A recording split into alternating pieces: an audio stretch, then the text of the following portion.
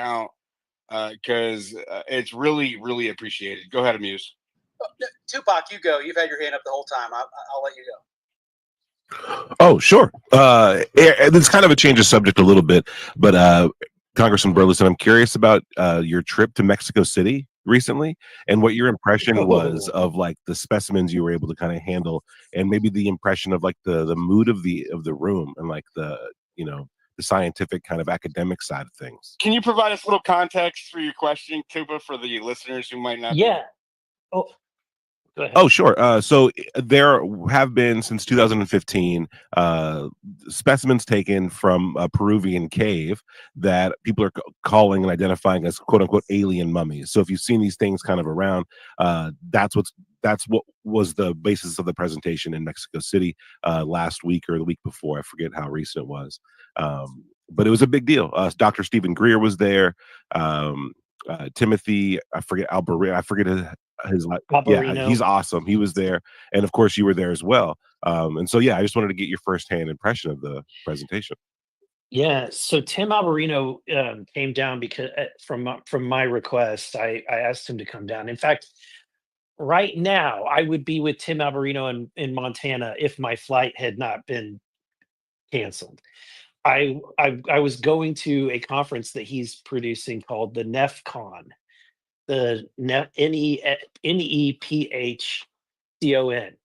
And for those of you who are not familiar, this guy he's amazing. He's brilliant, and he just he came out of nowhere. I'd never heard of him before. So I'm on the oversight committee, and we had a hearing with some UFO whistleblowers that had left the Pentagon. David Grusch basically left the Pentagon and came and presented in our oversight hearing. And I asked a lot of really, challenging questions. After the hearing, some friends of mine from back home said, "Oh man, I heard about you on this podcast with Tim Alberino'a." I go, "Who's Tim Alberino'a?" "Oh, you've got to listen to this guy. He's amazing." So I started listening to the podcast, and it just was like opening up a whole new paradigm to me that kind of falls together. I don't know how to explain it, but Alberino'a has basically, he's an archaeologist who was in Peru. He lived in Peru for 10 years. And he basically lived in the Amazon and lived with and he discovered a lost city.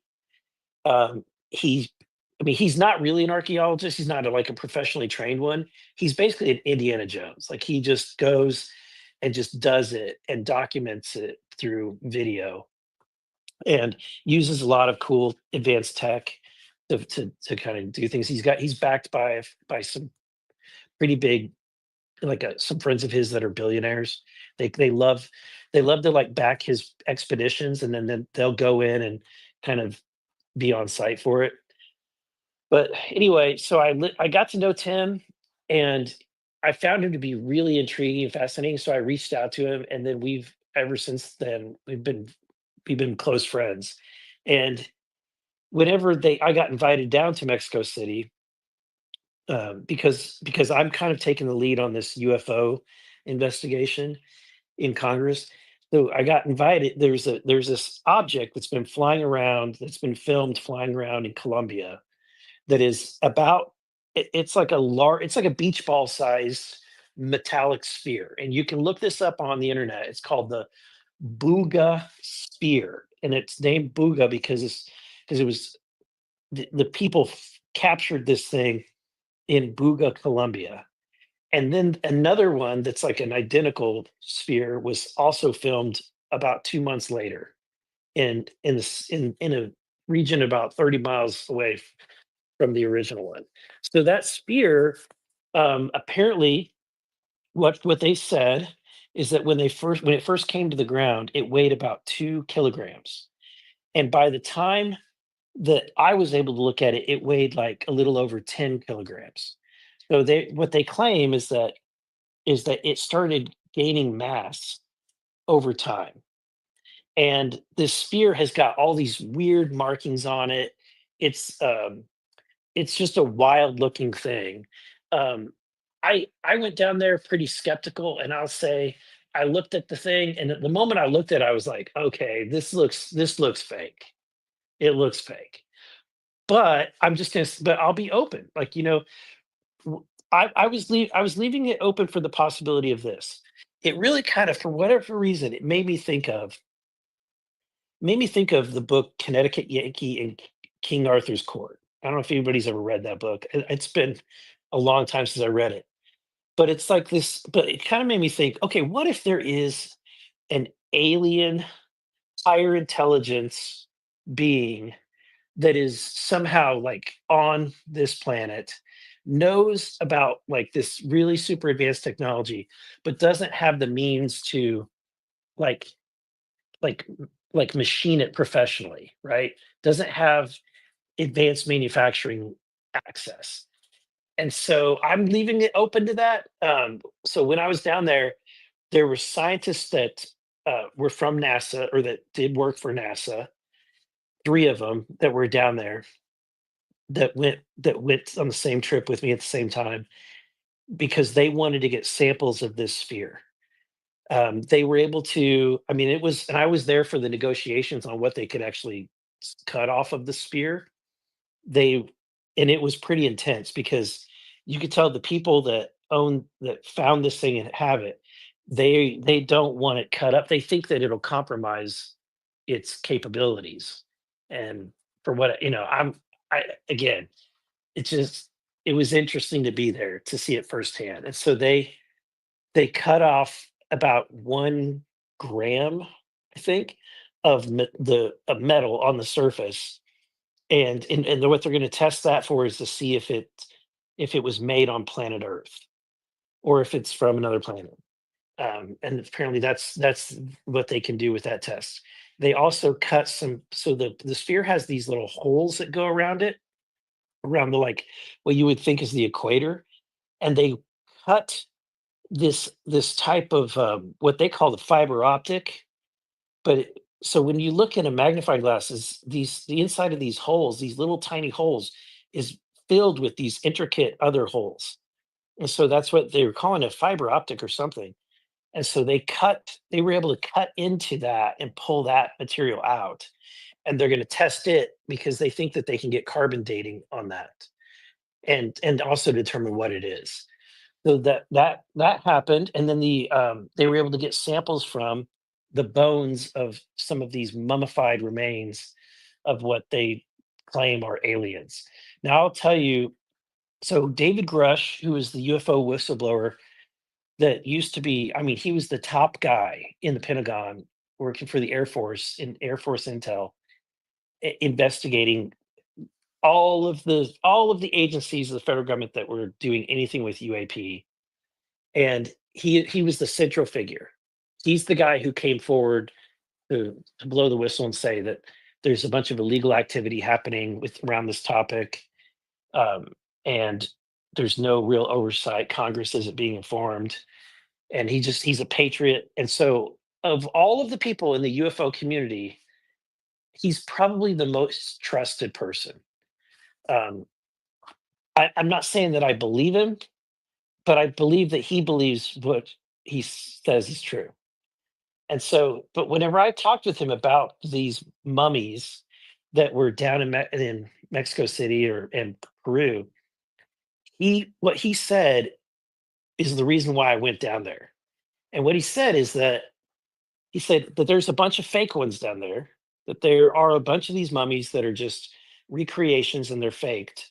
But he said, but there's some that are so intricate that he doesn't believe that they're fake. And he said that the large ones resemble something that he was briefed on and saw in his role working for the federal government, which tells me, so that to me that was really interesting. So I wanted to see it for myself, and that's why I went down there. And what, Hopefully, real quick, what was your Yeah, conclusion about the mummies when you saw them?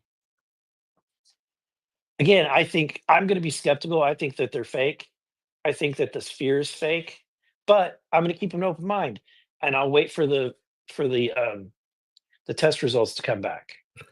Thank you, Congressman. I'm really curious about David Grusch's comments regarding the large ones. I forget what type they are, right? Because there's 3 different types allegedly. But the larger ones, they are pretty much humanoid, but they have 3 long fingers and 3 long toes, Yeah. and kind of an elongated head, kind of a traditional alien-looking head, if you will. Mhm.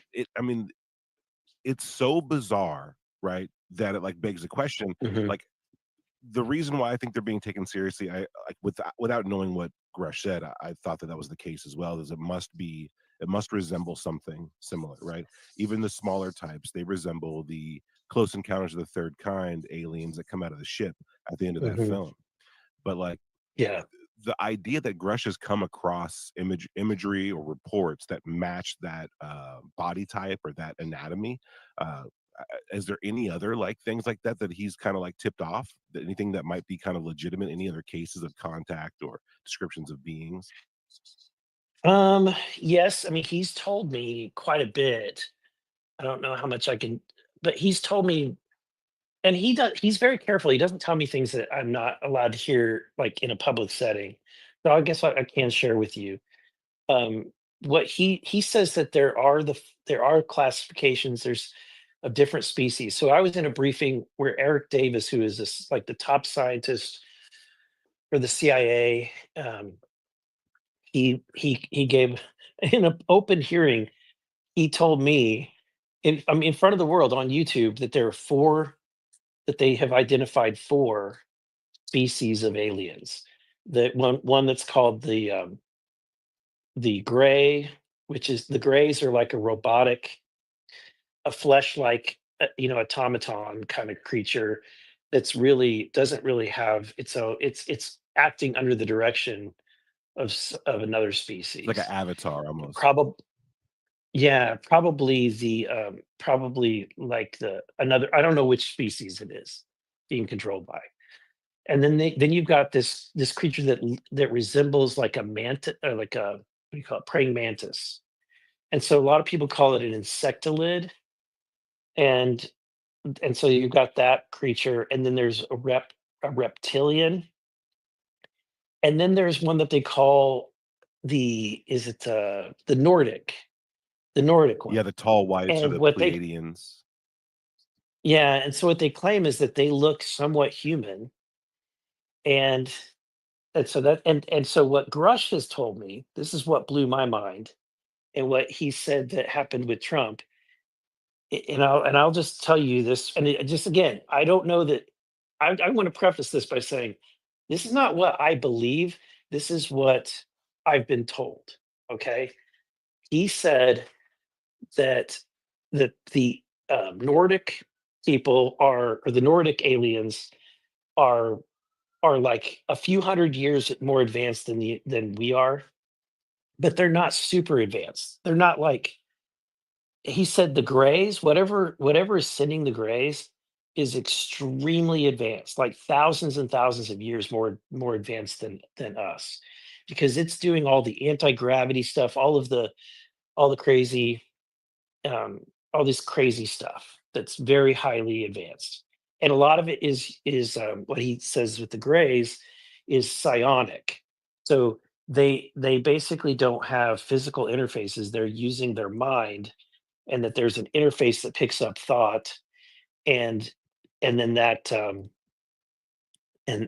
how they operate these vehicles, is out of psionic. But the Nordic people somewhat resemble humans, and they have been experimenting with crossbreeding with humans. And he says some of them that there are aliens that are crossbreeds living in the world. And I asked him, I go, okay, do they know that they're a crossbreed, or do they like how would you know that they are a crossbreed? And he didn't have an answer for that. Like he didn't know if they knew what, but he said that the briefings he's had describe, talked about them. And he said when Trump was briefed on this topic, because Trump finally had a briefing, and he was in the middle of impeachment, like he was in the middle of being impeached. So he's going through that, And then he had like this existential briefing that just kind of rocked his worldview. He joked in the briefing whenever they said that there are these half breeds. He joked that Adam Schiff must be one of them. And so, yeah, Nifty Schiff is an alien, half breed. I mean, I could see him being a reptile hybrid if that means being a snake, you know. Yeah. So I'm just telling you exactly what was said to me. I also I've had some pretty interesting people now that I'm doing this that have kind of like reached out to me. One guy who has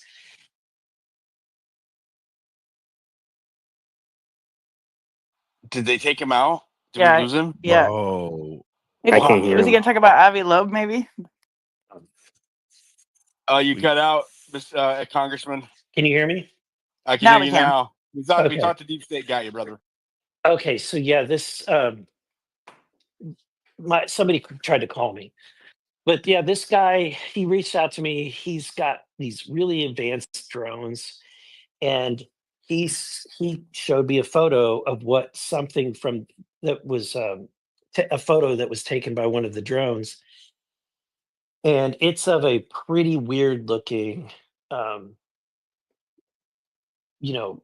plane, but it's clearly man built. And what Eric, this guy's, go ahead. well, I was a perfect time for me to ask you the question. I'm kind of this camp where I have a little bit, and I don't know how far up, read with DARPA and some of their technologies. I try to keep up on that just as a civilian, so my knowledge is limited. But I'm fully aware of things like Giordano and other agencies where our techniques, our technology is very advanced. And I think that with the UAP letters that you wrote last year in 2024 and again this year, I appreciate you kind of stabbing them with black budget. Where is this money coming from for these, agencies and this legacy programs, as well as what technology could the regular people, the public benefit from? Are there technology? Exactly. That's the problem. And what I see is and I want to tell you is that the reason transparency is important is there's a lot of people out here that not only are they spending their tax dollars building this technology, they're also spending their personal funding going out trying to look at UAPs. So the thing is that they're thinking that aliens are coming, there's psychosis occurring, there are cults forming, and there are people that just Yes. don't see the fact that they're actually looking at advanced technology that our government has been using and performing since probably post World War II. So to me, Yeah. it's like that's kind of the point where we are, where maybe this technology could increase civilian production and manufacturing. I think we could get rich off of some of this stuff. But, you're dealing right now with lobbying and things, trying to make sure that those only go into one area. I just want to thank you for writing those letters, bringing Grusch into your fold, as well as Danny Sheehan. I think Sheehan is doing a really great job bringing the public into helping you, with your goal. I just want to say thanks for what you're doing. And boy, I want transparency for the sanity of some very smart people like Avi Loeb. Avi Loeb, for instance, with his Galileo project, he's inviting people out to say, let's look at this stuff. What are we going to Mhm. find? Yeah, no, I think that I think that what is clear to me is that we do have something pretty crazy and advanced that we're keeping under extreme lock and key.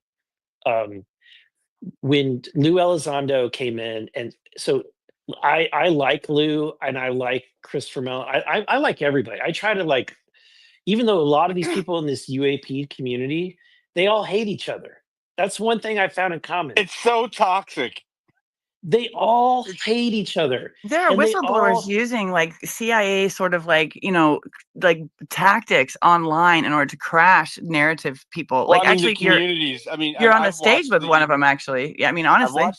I've watched the community, the UFO, the UAP communities just completely rip each other apart. It is an extremely competitive, like, field of discussion, especially on Twitter. But Eric, go ahead and finish. Yeah, no, it is. It's kind of the awful part of this whole experience is you're sitting down with somebody that, and all I'm in is fact finding mode. I'm just trying to listen with it, and I am skeptical. I'm listening with a skeptical perspective, but but I feel like at some point I'll be able to ascertain some truth, given that, you know what I'm saying? Like if if you know somebody's lying to you, sometimes you can figure out what they're saying, what of what they're saying might be true. And so at the end of the day, like, it is pretty interesting to me that they all hate each other. Now, generally speaking, what I did find in common is they all have a high level of respect for David Grusch. That's like universal, which is why I felt comfortable bringing him into my team. And he's very gracious to do it. Like, he can make a ton of money outside, and he's taking peanuts to work for me. But they all have that high level of respect for him.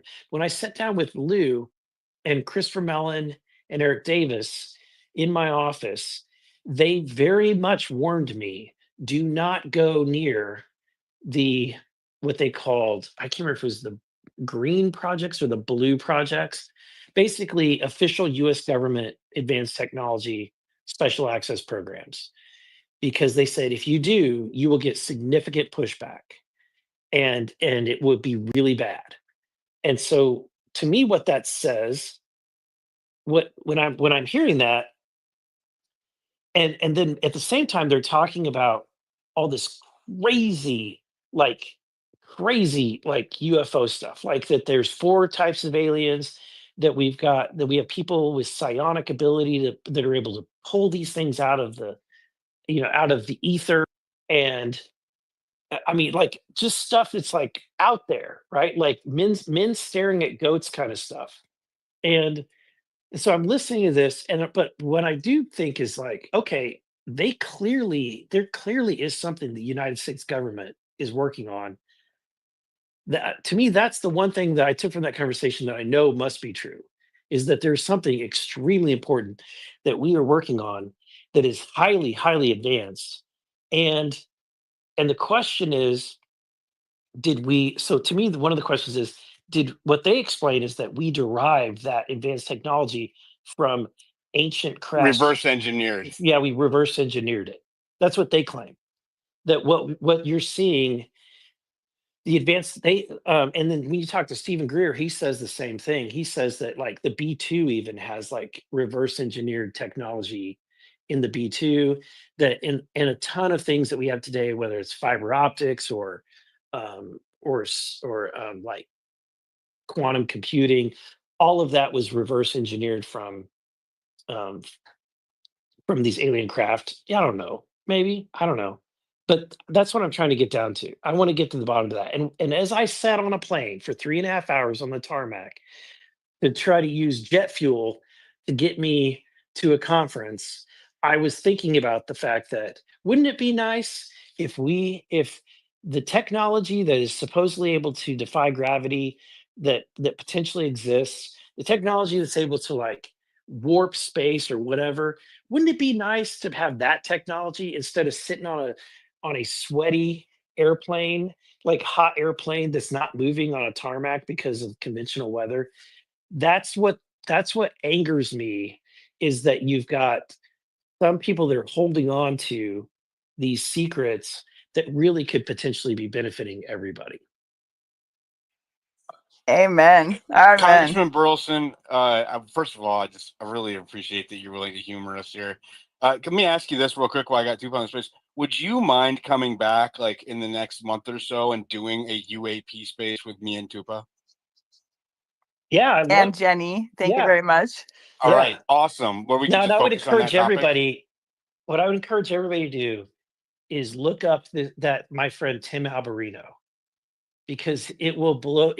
Does anybody on here, if anybody's on here has heard of him, raise your hand or whatever, because the guy is just, he was on Sean Ryan just recently. Sean Ryan, he's been on Tim Pool. And his paradigm. Yeah, we should try to get him on here as well. You really should. He's one of the most intelligent, like, just and he's got like, he knows things that are unconventional, right? Because he's lived in other countries and he's like studied other cultures. One of his big things is he studied megalithic sites, and he has a book about and with the conference that he's doing right now is laying out the case that Cataclysm, particularly Cataclysm that is timed according to the zodiac. And what he explains is that the zodiac is not about astrology. It's truly an ancient calendar or a timeline for approximately how often the Earth's magnetic poles reverse. And that when that happens, nearly everybody dies. Like the planet goes through this massive shift, nearly everybody dies, and then there's a remnant that remain. And because because civilization is now totally wiped out, they might have a little bit of knowledge of what to do. But like if you asked me to build a LED television, I would have no idea how to do that. Right? Tell me you saw the Teotihuacan, you went to the Pyramid of the Sun and the Pyramid of the Moon in Mexico City. Tell me at least that, and then go into that story, and that'll totally blow your mind. No, I didn't have time to do that. I literally was there for I was there from, and this is how the only time I really ever have to do things like that is to fly in the night before, and then I'll fly out the next day. So I was only in Mexico City for pretty much one day. So I'll have to go Thanks back. again for everything. Oh, thank you. Yeah, well, let's do another one of these on the UAP topic. It'll be fun. Oh, I think so too. We can do it on the weekend or whatever is convenient for you. Last time we did one, I held a video space, so we had like a video aspect of it, and we kind of went through a documentary information. Really, really cool setup. So, thank you, Congressman. I think I have one more question for you on stage, and I think we can call it a wrap. I just want to again reiterate, everybody who's listening right now, make sure that you are all following Congressman Burlison. You can follow both of his accounts. He's on his personal account right now. He has we have his official account up in the title of the space. Go up there, make sure you share his content. I mean, how often do you see a congressman willing to come down and be honest with you on X Spaces? I love Spaces for this. Thank you, Congressman. Southern, you're going to be the last question, and then we're going to let him go. Southern. Can you hear me? Yes. Oh, okay, good.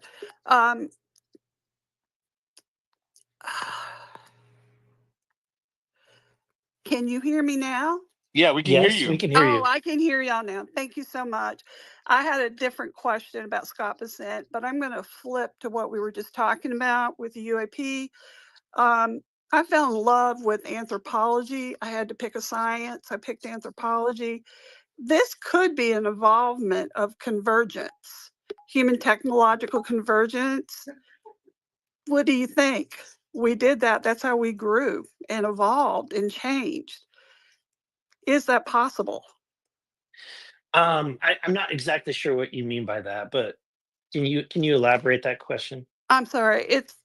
It's a theory, cultural evolution theory. Why did Egypt do something that Mexico did? They never crossed over, but they came up with the same plan with their pyramids and right. the way they could observe, like Chichen Itza in Mexico. So do you want my opinion, or do you? So I'll give you my opinion, and you can take it for what it is. Okay. I'm a Christian. I believe that there's so much truth in the Bible. In fact, so I'll tell you guys something that I have. David Grusch put me in contact with an individual who blew my mind. I don't know if I can believe him, but it's an individual who has aliens talk to him. And this individual went from being a Jewish person to being an atheist in his life when he started talking to what he calls his aliens, or angels. They started talking to him. He has these strange experiences, and then his wife will transcribe what he says, and a lot of it is predictions that come true. And what he told me is he became a Christian. He started believing in Jesus because these things that were talking to him said, yes, Jesus is real. Jesus, I mean, was a real person. He really did perform these miracles, and this guy, and he was the Messiah, and he is part of the divine council with God. And then a guy who didn't even know what the divine council was, the Bible, suddenly was being told through. So anyway, that was an interesting thing. So let me go back to your question. When you ask, like, all these ancient, like, megalithic sites like Machu Picchu, or the pyramids the pyramids that are in, whether in the Aztec Empire, the Inca, and then you've got pyramids of Egypt.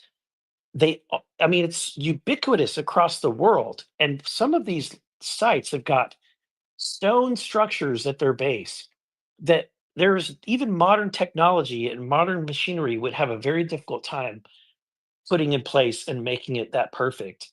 It suggests to me that there were ancient civilizations that were extremely advanced, and what happens is and I think Tim Alberino is right. Like, you have cataclysm occur, whether it's a comet that hits, or it's the poles that the electromagnetic, the Noah's magnetic Ark. poles. Noah's Ark, Eric. Yes, and so it creates the Noah's Ark experience, right? And so if you read the Bible, pre-Noah was a pretty wild period in world history. And that pre-Noah period, you had, and this where it fits in with the UFO phenomenon, okay?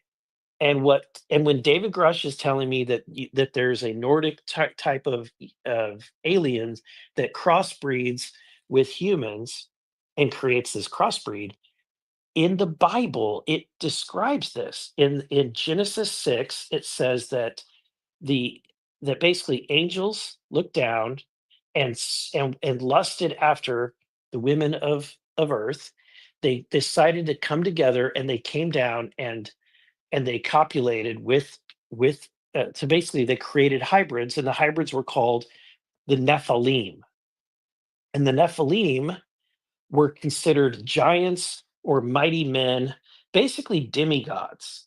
And so the question is, like, when you hear this, it's like, it sounds like just wild, but it's in the Bible. And but if you look through not just the Bible, but what about Greek mythology? You look at every, like, major historical document. It always goes back to some tale about a god that comes down, creates a half breed, and then that half breed rules. And so, I don't like to me that's a fascinating overlap that consistently happens. And so what Tim Alberino says is that, look, the Bible describes angels as non-earth creatures. At the end of the day, that means they're alien. They're not from planet Earth. They're from somewhere else. And we tend to think of them as, like, ethereal, that they're just these, like, shadow type figures, but they do have physical form, because if you read the Bible, they have physical form. They often actually look weird because they're startling when people see them. And they always have to say, "Do not be afraid," when somebody sees them. So that tells you that they don't always look human. And so it's an interesting overlap with this whole the history of um, our civilization, potentially. I'm with you on that, and you can respond. Yep, go ahead. Did you want to respond to him, Southern? Oh, okay. Yeah, thank you, Diligent. Amen, Eric. The more I learn, the more I realize faith is simple. Einstein, look at him at the end of his life. The ones who really reached beyond to find, they found out it was just simple. It's faith. Even Elon Musk said over the last year that he Yep. was coming to the belief that there is a higher power after a lifetime of atheism. But I do think our planet has gone through multiple iterations with the polar situation, which I believe that's astrology, is an ancient calendar, because all these divergent communities like the Aztecs and stuff, they figured it out.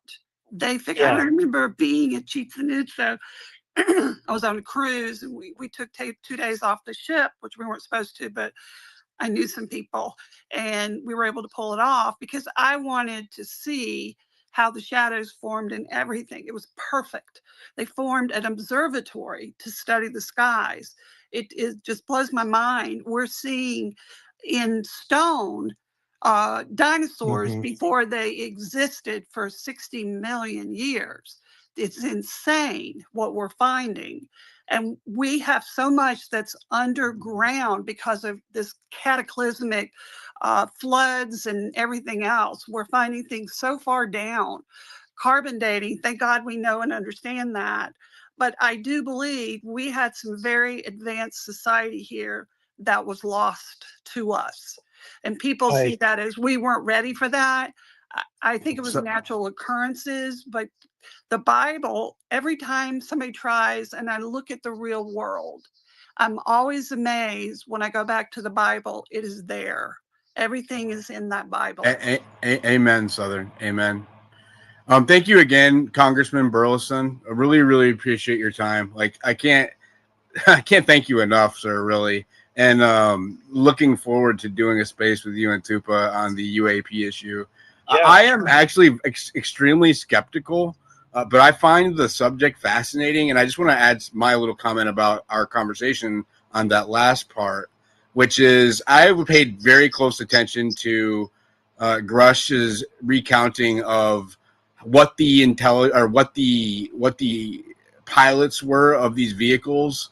And I heard the term non-human intelligence floated around so many times that it made me kind of feel like maybe what we're looking at is just an advanced artificial intelligence and not necessarily some kind of form of organic intelligence, which would kind of coincide with like this extremely advanced technology that the U.S. has that they're allowing people to believe is really an alien technology. That's kind of my line of thinking.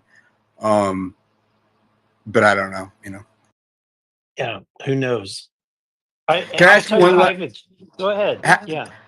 And because you're on the UAP committee, have you seen or heard anything that you can talk? I don't want you to repeat it, but have you, from what you have seen and what you have heard, have you come to believe that there is absolutely something there, either of this world or not, that we do not, that we have not been disclosed to about?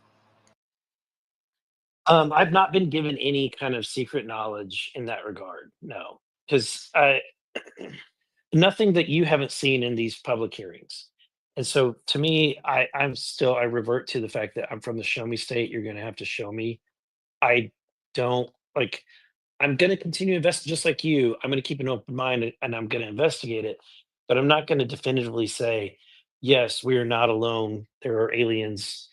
They exist.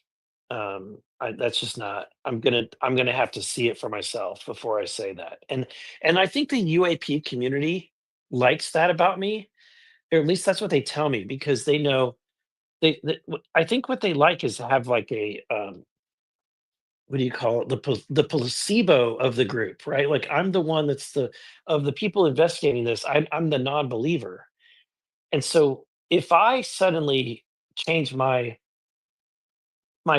paradigm and I start talking about this, saying that no, I have seen something that tells me that we're not alone, then they can definitively know that that they can trust that. So that's kind of where I'm at.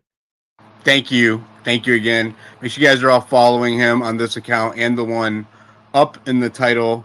Do you have any last words about the BBB or anything you want to say to the audience before you take off?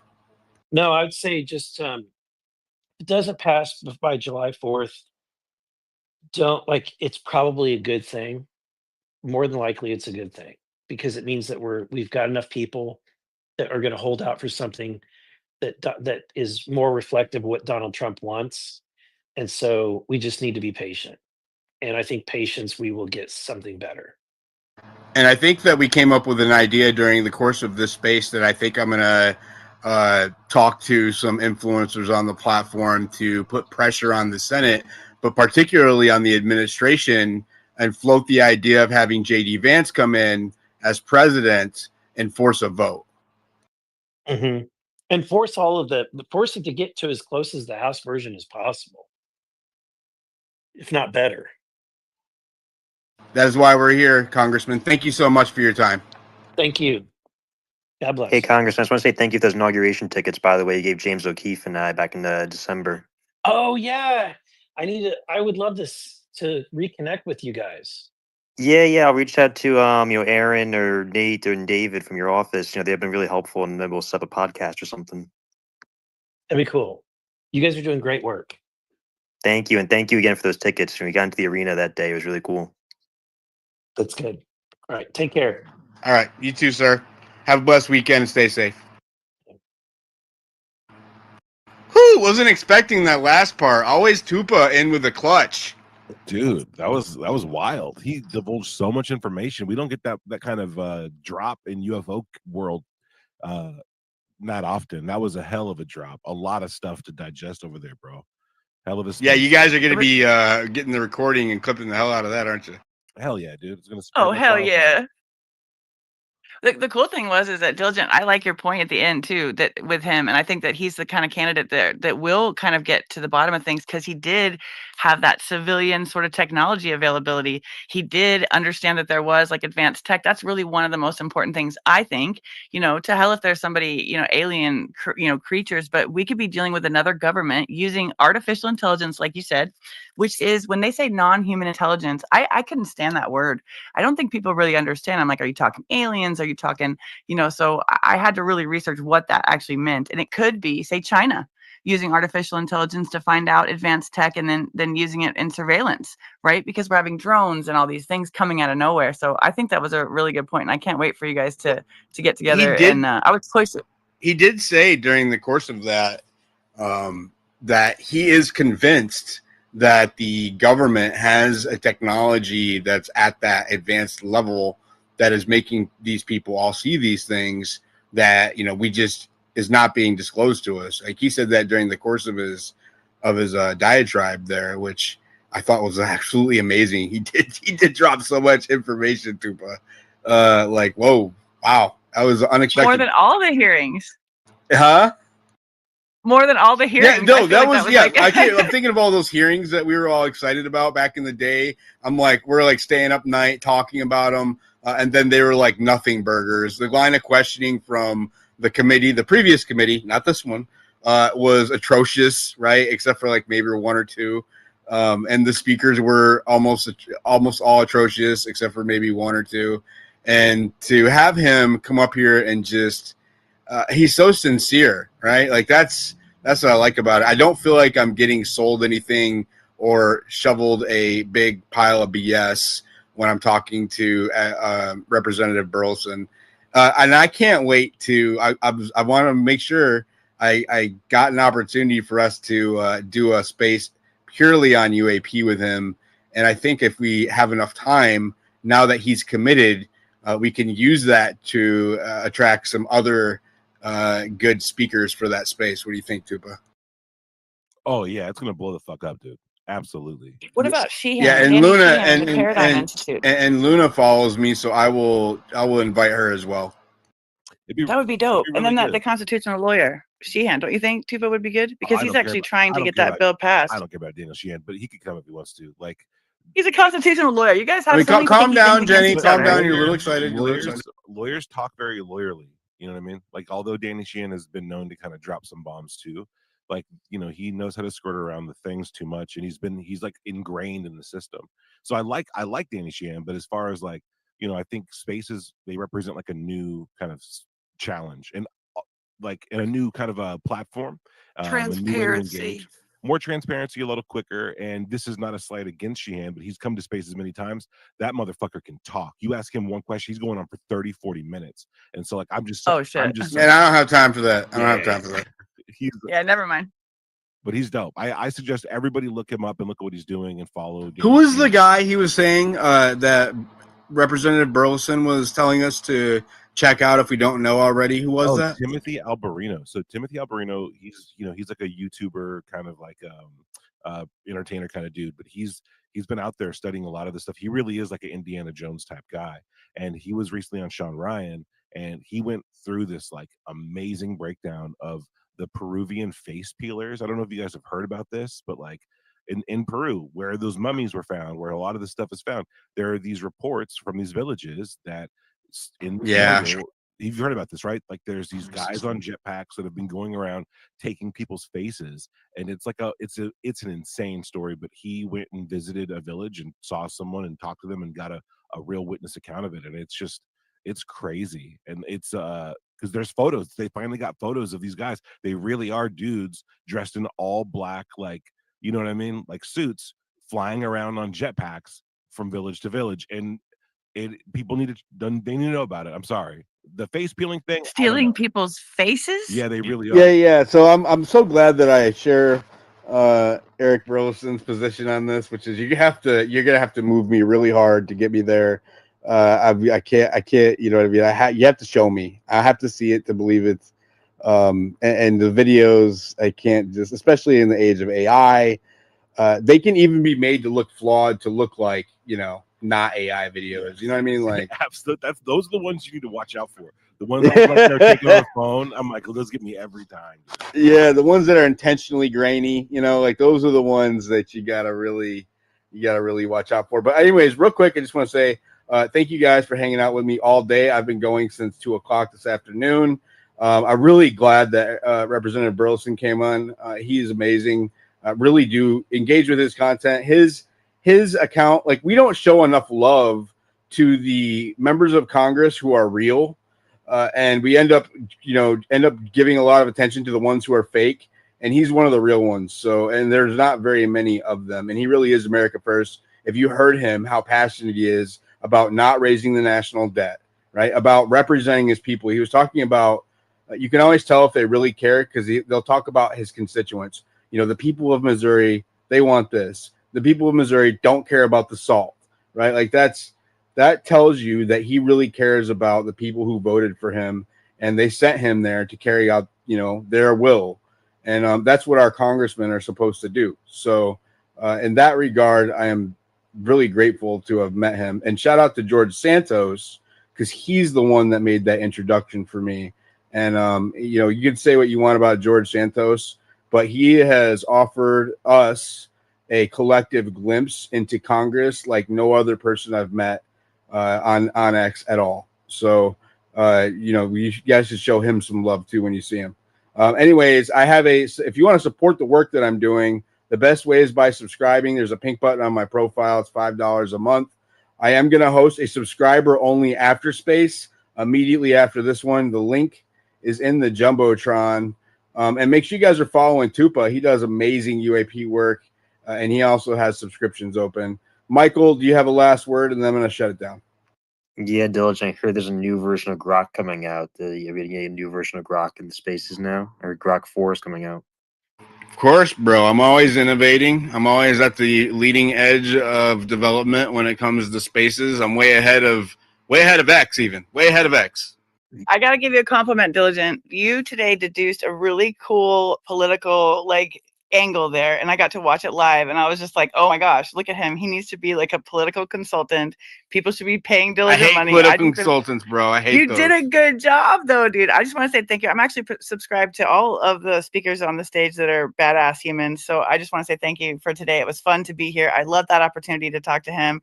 Thanks for Grok for doing all the wonderful thinking for us, as well as Apothecary and everyone else. Good job today, Diligent. You were impressive, and thanks again. Thank you. Grok, take us out. Thanks for joining us today, everyone.